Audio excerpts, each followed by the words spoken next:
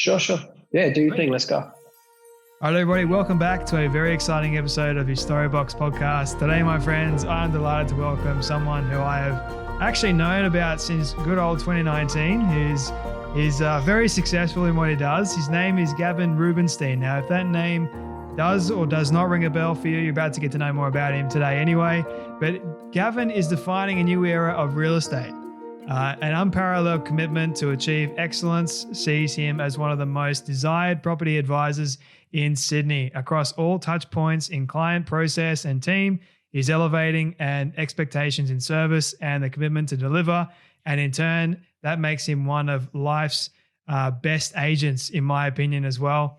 And Gavin's character, his negotiation skills, and refined attitude that helps him to take it to the next level. He's been awarded Ray White's #1 salesperson across the state of New South Wales from, get this, I'm going to read them out in quick succession, from 2013, 2014, 2015, 16, 17, 18, 19, which is honestly insane. In 2018 and 2019, that extended to the Ray White Group globally as his first year as a principal, which is pretty cool. He ranked at the top across the whole group. Gavin, man, I could go on and on, but welcome so much to the Storybox podcast today. Damn, that intro sounds a lot better than I actually am. So I appreciate that for shouting it out. Thank you. You're more than welcome, man. Like, I think your achievement kind of speaks for itself. Honestly, you're quite well known in the industry. Which I'm very, very excited to actually dive into in just a moment. But you've actually listened to one of my episodes, I believe, which is the Ryan Serhant one. And so you know what question's coming. Sort of unfair for me, but it's what does success look like for you? I'll tell you when I get there, man. Success to me is just all around happiness, I think. And being proud of yourself. That's what it is for me. You read out those accolades and it sounds all great. And I'm definitely grateful. I have an attitude of gratitude every single day. But ultimately I'm definitely not at the point where I'm content. In fact, I would say I'm discontent. And I'm not at the point where I can look back and say, look, I'm proud of myself, because I feel like I've got a hell of a lot kind of more to do. So I think, success ultimately to me looks like, my own practice is where I want it to be. The business is where I want it to be. The people and the agents who work with me are at the place they want to be. I've got a beautiful family, some cute kids, a really nice wife that gets me. A nice car collection, nice boat in the harbour, and not having to worry about finances. Just being in a position of serenity. Not asking for too much, right? No, man. Like, I'm always curious about. Okay, so you got all this stuff. You got the nice. The nice boat, the nice car collection, which I think a lot of people are actually jealous of. But what are some things outside of all that actually make you happy? Well, it's like I said to you, that's what I'm chasing, right? That's kind of and it's a combination of, it's not just material. Like, I grew up in a family where there was a lot of love, and we never went without. My parents gave me a very, very good education, almost, killed my father in the process because he got himself in a lot of debt. But, there was always this thing about money, and not having enough of it, and it really restricting lifestyle. In fact, my parents had no lifestyle. There was not, they would never even go out for dinner because they couldn't afford to eat out. So that's kind of the vibe I grew up with. And you could say, maybe I just have been surrounded, or my eyes were open to the opposite of that through private school education, which I would say potentially, created a fire in myself that burns to make sure that I'm not in that position, so that when I have a family, there's no financial burden, there's no lifestyle burden. And so that's why I always say I'm 33 years old. I'm single, not in a relationship, and I won't be in one anytime soon, because until I'm in a position of, being able to provide for that family at the level I want to provide for them at, I won't pull the trigger. Mm. So it's a combination. Like it's definitely not all material, but big part of it is just following passion. And I have passion about certain things, and some of them happen to be material, and a lot of them don't. You would notice I said a big piece for me is watching the people in my business grow and develop their own business, which I've had my doors open for coming up to 2 years, and watching their progression as practitioners and building their own team and putting them in a position to allow themselves to have more, better lifestyle, be happier, attain more is a huge driver for me. So there are many, many things that kind of fall into the pot that for me is success. Yeah. And I don't know if it's ever attainable. I actually think it's, for the sort of personality I am anyway, just a constant journey and ever evolving. I want to touch on how you mentioned that you help your agents get to the goals that they have set for themselves in just a moment, like how you actually go about doing that. But I'm curious about how you grew up. Like you mentioned that your father almost killed himself to put you through school. No. Definitely didn't almost kill him. He did, but he went through periods of like, definitely I would say depression. He was never on any medication or anything like that, but to me it was depression. To me it looked like depression because financially he was in a lot of debt. He was in a hole that he couldn't quite get out of, purely because he was trying to pay private schooling education, right? Very similar to how I grew up as well. My dad had to almost break his back just to put us through school. So very similar sort of mindset around money too. Like we didn't have much growing up. I mean, my dad, he had to work 2 jobs just to put food on the table sometimes. So there's always a stigma around, I think it's kind of like tall poppy syndrome around how we perceive money, how we view money. But I'm curious about what was the biggest lesson that you learned from either your parents, like your mum or dad? My biggest lesson from both of my parents was work. Was work ethic. Both of my parents worked hard. Yeah, both of them. And my mum had certain things she did, which she worked hard, and she had the business. She provided for the home. She took care of things on that front. She was involved in the beauty industry. My father, on the other hand, was just a grinder.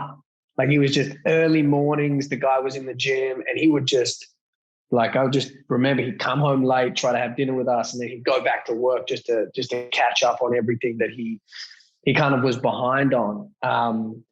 That's kind of like, I just grew up watching both of my parents grind, watching them work, and so that just innately to me is a breeze. Do you know what I mean? Like, because I grew up watching them do that. Like, they taught me a lot of good things because they're both incredible people, and I wouldn't have it any other way. But the main thing is work ethic, definitely. Were you good in school? Like, did you struggle at all? Absolutely horrible. I was shit. Yeah. I completely failed the HSC. My mum in the last year of school would spent the whole year crying about me. She was so worried. She's like, what are you going to do? Where are you going to go? I just had zero interest in it, man. Like I had no passion for it. And I think that, I've been lucky enough to find my passion early on. Like I've been in this gig now since I was 20. Like I said, I'm 33. So I've been 13 years at it. And I think, I think that's a rare thing for someone to find their passion, because that's probably the most important aspect of it. I found a passion in this business, and the rest is kind of history. Did you ever think that you would be where you are today, looking back when you were 20, when you first started? Yeah, I did. I definitely could see, people who were dominating this industry, and it gave me confidence when I would see kind of who was dominating this industry that I could do it. And that's not an arrogance thing. I think there's such a fine line between, arrogance and confidence, but just my mentality and the way I'm built. When I would study these guys, and when I started, I would study people at the top of their game. And I'm not good at much, but one of the main things that is one of my few strengths is the ability to adapt and the ability to learn. I'm like, this is my thing. I love to learn, and I have an eye for detail, so I can pick things up and evolve pretty quickly. And so whenever I had an interaction with them or start to really unpack their business from afar, I just got more and more confident that, here's my plan, and every single day my actions are going towards my ambitions. And, eventually I'm going to get there. And look, it's been far from smooth.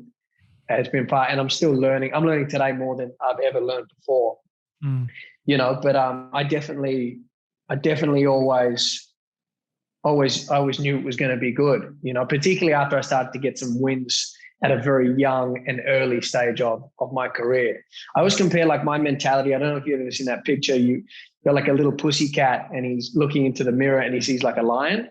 Yeah. Like if there's a metaphor for my mentality from a young age, I'm not just talking now. And probably thank my mother for that, right? Because she just kind of showered me in love from the beginning, and always was positive with me, with regard to pretty much everything, So yeah. That adaptability mindset, being able to adapt in any situation, is that innate within all of us, or can it be taught? I think some are better at it than others. I think I think work ethic can be taught. I think skills can be taught. I think even discipline, structure, consistency can be taught. And that's purely because, like, if I look at myself when I was at school, I was the most undisciplined, unstructured, inconsistent kid in school. Like we would get on holidays and I would sleep till like 2:00 in the afternoon. Like that was the sort of guy I was. You'd walk into my room and it was just so messy. Like my mum used to be scared to go into my room, versus now if there's like, a sheet out of place on the bed, we got real problems. You know what I mean? So I think for me, what I did have was this innate ability to learn, right? And to adapt. And I think, like I said before, in the early stages, when I started to win and get a couple of those under my belt, I started to get very intrigued. And then that was like a log on the fire. That was the passion for the game. And it just grew and it grew and it grew. And I started to understand that if I wanted to take it to, particular levels that I was, determined to take it to, there were certain things I was going to have to do. And that included structure, that included discipline, that included consistency. And so I had to force myself and teach myself, all of those things, because the end goal was my priority, and I wanted that and still want that just as much as, I want to breathe. And so you tend to develop kind of a habit of doing the things you don't necessarily enjoy doing to get the things, that you want. And I'm a metaphor for that, man. I truly believe that, right? Because my brother, as an example, who's the closest person to me, like he's a super disciplined individual. Like, you're talking, he had the Guinness Book World Record for most amount of muscle ups. He served in an elite unit in the Israeli army. He's got a degree, a master's. He's commodity trader for 10 years, did well in his agency. Like he has just a natural ability to be disciplined, and I don't. So, I think anyone who wants it bad enough can implement those skills, in order to get it. That's good advice, man. And does that sort of, like you mentioned getting small wins here and there, does that sort of help build your confidence at all?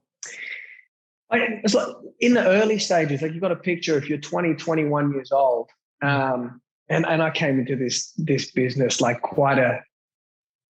I was a softie when I started this game. I was a sensitive little soft kid, but you know what they say is, if you swim with sharks long enough, you end up becoming a shark, right? And the market I work in, and the kind of volume that I deal with and the areas, I guess, I sell property in, I'm swimming with the sharks every single day. And that's not just clients, that's competitors as well. It's cutthroat, it's lucrative, it's the most, some of the most expensive real estate in the world. So it's like I say, I mean, if your why is big enough, you'll do what it takes to get there. Was there ever a moment for you that you doubted yourself? Oh, look, I mean, I doubt myself every day. I think, early on, that's the truth. Like early on, getting the wins was important to build my confidence. But today, with regard to where it's at, I've just become really great at losing. I don't want to portray myself as anyone who is special or naturally gifted or has a secret sauce, because that definitely 100% is not the case. But like I say, I learned that, when things were tougher, I'd become better. And I learned that when one door closed, another one always opened. And I learned that, things aren't always as bad as they seem. Things are also not always as good as they seem, and I learned that over time, the really, really people who are great at what they do have the ability to lose really well, because it's one of those businesses, that is an absolute emotional roller coaster. You were saying before, you had a bit of experience in it yourself. This game will take you, and I say it all the time, to the heights of exhilaration, to the depths of depression in like an hour. In like an hour, you can experience all those kind of emotions. And so where a lot of people fail is they can't take the punch in the mouth. They can't take the slap in the face. They can't take metaphorically I'm speaking, they can't take the loss. They lose or they miss, and then they get caught in this rigmarole of continuing attraction of bad things and losses, and they just dig the hole deeper and deeper and deeper. And, I've developed a mindset just because of going through it and paying attention to the pattern of, when it gets harder, I go harder. When it becomes more difficult, I know what's going on and understand and appreciate, let this energy flow in that way as long as it needs to, because there will be a time and point it will turn for the positive. And every single time, if you keep at it, if your intentions are genuine, if your work ethic is there, it always does. I like saying when I first started in real estate, I was, I think I was like 22, 23, thereabouts. So I'm 24 now, so I'm still really young. Wow, you're young, man. I was heaps young, man. And it was literally like, okay, you're either going to sink or swim. And I sank so much. Like it was this non-stop sinking. But then I say that is the best place to be, because then you are building strength, so then you can swim eventually. Like I think sinking is the best part of the whole experience of life in general, because then you're building resilience, you're building yourself, you're improving, you're moving forward. That's what I loved about it. It was like this constant. When I got my first sale, massive win. In the second sale, I was out of depression because I almost lost it. But then you picked yourself back up and you realize, hang on a minute, this is all part of it. Like 100%. Well, they say that, I love that quote, that a smooth sea never made a skillful sailor, so like I'm naturally attracted to the challenge of it, to the process, and take confidence in just always learning. Because when you go through those periods, I know that's when you learn the most.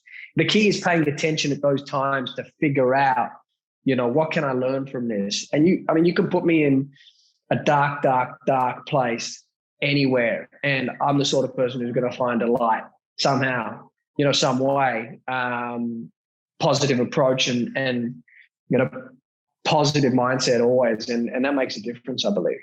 100%, man. Do you believe that there is such a thing as an unsellable property? Fuck no. Tell me about that. Why not? You can give me anything, anywhere. I'll sell it for you. So long as you have certain certain factors on your side. I mean, if someone put me into the impossible situations, you've got 24 hours to sell this. Well, it depends. Like, is it a life or death situation? I could probably sell it. It's like I say, I think there's always a road. I think there's always an angle. The key is you just got to find it. And if you can't find it, build it and travel down. Right. But no, I do believe, I don't believe there's an unsaleable property anywhere. No. There was one particular story that my boss actually said that there was a property that we were going to sell. It was quite unsellable. It had every bad thing about it. And I didn't give up. And I say this actually, the worst piece of advice he ever gave me, or I've ever been given in my life, has been, don't waste your time on a dead duck. And I was like, basically he's saying to me, give up. Don't even bother spending my time trying to sell this property because it's not going to really sell at all. Or spend my time on something that is quite easier to sell rather than this. But if I had have listened, if I had have given up like he told me to, then I wouldn't have done it. I wouldn't have sold it, and I wouldn't have had the great relationship with the kind of couple that bought the property. So yeah, man. It's that sort of mentality that you've got to have in the game. And I appreciate your 100%. Positivity pays, man. Positivity. I'm not talking, don't be delusional. No. Right. I mean, there's some people like, delusions of grandeur, like don't be delusional, but there is definitely a difference between an optimist and a pessimist, or someone who's positive or has a positive approach versus someone who's negative and has a negative approach. I think anyway. What has been the worst piece of advice you've ever received? The worst piece of advice. I don't know. I think the fact that I can't answer that question demonstrates how I pay attention to the things that I want to pay attention to and completely disregard and move forward from the things that I don't. Some bad advice I've been given. I can't even think of it. I cannot think of it, That's probably a good thing. I think so. Yeah, I think so. But there's been lots. And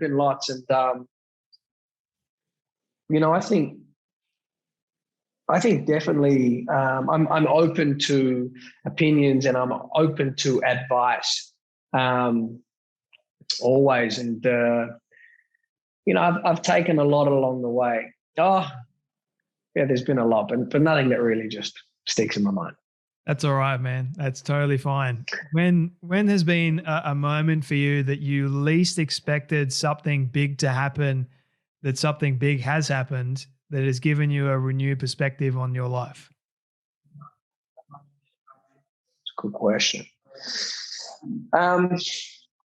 So like a turning point, I would say, for me was early on in my career. Ray White holds these annual awards, right? You talk about the awards earlier on here when you made the introduction, a very kind introduction that you made. I think I just by chance ended up getting, I think second or third year into it, number 10 for the state. And I didn't think I was gonna get any placing at all. And probably someone who was in the top 10 dropped out, and that's how I got in, because it was so early on. But anyway, I got in. And I remember at that point of my career, I ended up sitting down with my only staff member at the time, who was on just as a contract basis. So I would just pay him per appraisal he would get me. And, it was pure performance-based, no salary. And I had said to him, if second or third year in, we can get number 10 placing at this age, like number one's not out of reach. Like I want number one, and we're going to make sure that everything we do from this point forward is with that in mind. We're going to try and have that mindset and approach in our practice. And that was probably more motivating to me than the number one positions. And then, next year, number one, and then held it for 8 years consecutively. So, we talk about pivotal moments in career. You talk about life. My career has been my life for a very long time. Which to some people is going to be sad and respect their opinions on that, but it's horses for courses. And I made a decision, very, very long ago that I wanted to be one of the best, if not the best, in this industry. And I've just committed to it like that ever since. And I've got a lot of space to go, as I said, kind of earlier on, but working hard at it every single day, right? I have no doubt that there would be agents listening to this right now that would probably have a similar mindset, like, I want to be number one, I want to get there, I want to be where you are at right now. What do you believe separates a good agent compared to a great agent like yourself? One word: consistency. There is, I always say real estate agents are consistent with being inconsistent. Yeah. And it's the truth. It's the truth. And one of the problems or reasons for that is that most people in the business cannot handle the freedom that we have. So, we don't have 9 to 5. We don't have set hours. We don't have essentially a boss telling us what we have to or don't have to do if you're a standalone agent, right? And you see it everywhere. Like, I came up in the Double Bay office, which is supposed to be like the mecca of real estate in Sydney, Double Bay, but agents even there with high value property, none of them could keep it consistent. It was like boom, boom, boom. 1 year they'd have a really good run, irrespective of the market, irrespective of what the market was doing, because people always need to buy, people always need to sell. There's always trade going on in these areas, right? There was very, very few people who were consistent. And, one of the things I said after winning number one for the first time to Jerome, who is still working with me today, who heads up property management here at my new office, Ray White TRG, was, all right, now we've got to get it again. And then we got it a second time, and I'm like, all right, now we just got to hold it. Now we've got to do what very few agents actually have done or have had the ability to do, is keep this consistent. And that's why that was our championship. Like, we just so ferociously worked towards maintaining that level of consistency. And if you have a look at kind of all of the really top tier 1% agents in the country, and there are not a hell of a lot of them, there are a few, they've just been consistent. They've just been consistent. And, that has never wavered. If you picture kind of real estate like a mountain with no top, right? But everyone's kind of rushing to get to the top. You got people who start at the bottom, right? And they move at all different paces. Okay. Some go a lot harder and a lot faster than others. Some even work out kind of different routes and different ways to climb, which expedites. Sorry. My clients get aggressive when I can't reach me on the phone. They call me on WhatsApp. And some of them work out different routes, and avenues to expedite kind of their journey. But if you picture it's you never really reach the top. In my view, it's what I love about this business is you are always learning, and it humbles you every single day. You're always getting better. You're always evolving. This is why you see guys who are like 40 in the business, riding less than guys who are like 25 in the business. Because although 40 in terms of time have been climbing the mountain, the younger guy's been going at a much more aggressive pace. Doesn't matter if it's been for less, but he ends up catching him and surpassing him. And so it's these guys who have been going at this aggressive pace constantly since day one. They've never slowed down. They just keep climbing that mountain and evolving every single day, getting better at their craft, learning about these new angles and avenues to expedite their journey, and they keep getting higher and higher and higher. And that makes sense in a simple way, I hope. But obviously the guy who every single day consistently puts in the work, consistently looks at his craft, consistently evolves, consistently learns, is going to be further along than the guy who's like, well, I'm going to take a week off here and I'm going to have 1 day off there. And, I might have an off year here, and I'm not going to be so focused on doing better, this year than I did last year, and they'll drop away. And that's how I view this game. I love it, man. I have a saying that I think you might like, which is be persistent to remain consistent are the things that you want. For me, consistency is the flow-on effect of when I am persistent and I don't give up. I learned that. I love that. I learned that 2019, and I've followed through each and every time, and it's worked each and every time. So, it's true. Yeah, persistence for me, man, and then or consistency, whatever you want to use. And never giving up, is probably the other very, very important piece, because along your journey, along that mountain, you're going to slip many a times, and you'll go backwards, and it's just having that having that ability not to fall to the bottom, not to fall to the bottom. Like I said earlier on, that's the problem most people have. They let loss consume them, whereas the good ones really, they make loss and they make rejection and they make missing like their best friend. That makes the world of a difference in this business. I've become accustomed to rejection. Correct. Well, look, it depends on what you do, right? But for this game, and I can only talk about this game because I'm pretty useless at most other areas or aspects in life, if I'm completely honest. You just you got to be okay with it, and not a lot of people are. You got to be cool with it. You can't take it personally. Just got to understand it's part of the play. 100%. I got another saying that I think you might like real quick. These are my 5 Ps that I live by. So if you want to improve your life, use these. So it's persistently practice prayer with patience and perseverance, and you will get through. You will level up, and you will improve your life. Love that. And I love the prayer bit too. I think belief is a very, very important factor. Whatever religion you are, I think that's an aspect, that's important. It relates to all religions, if whatever denomination, 100%, faith, doesn't matter. 100%. Man, I got 2 more final questions for you, if you don't mind.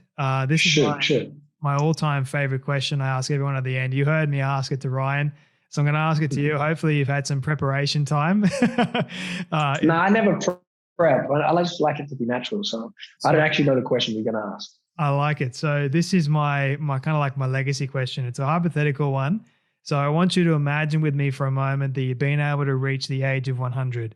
All your friends and your family have decided to put together a film for you of everything you've ever said and everything you've ever done. Don't ask me how in the world they got it all. We'll call it magic for the sake of argument. But they've been able to get it and show it to you on your 100th birthday. What do you want that film to say and to show about your life?